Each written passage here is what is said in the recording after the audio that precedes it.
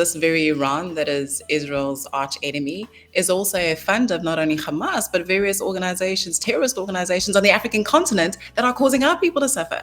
So America, thank you very much. Not only are you funding the war there and the terrorism there, you're also funding much of the terrorism that's happening on the African continent.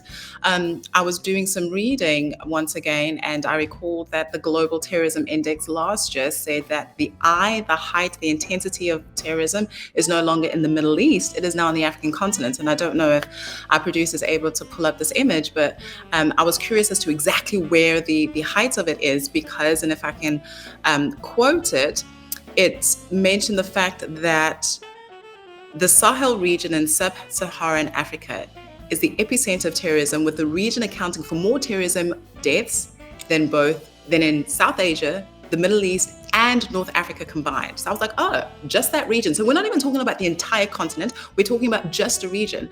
And if you look at that region, it's in red. So the Sahel region is that region in red. And then those countries that that red stripe touches are countries where, in terms of the epicenter of terrorism, and terrorism happens also on the east of Africa and other parts of Central Africa, that is where the concentration is happening. And what's interesting, Pastor Dumisani, as well, topic for another day, is that much of where the slavery is taking place is also over here. So we've got the small stretch in Africa that is being impacted by terrorism that's backed by Iran. But no, our leaders are saying, oh, no. We're also going to close our eyes to the fact that Hamas is backed by Iran. And America, thank you very much. You're also funding the terrorism that's happening on our continent.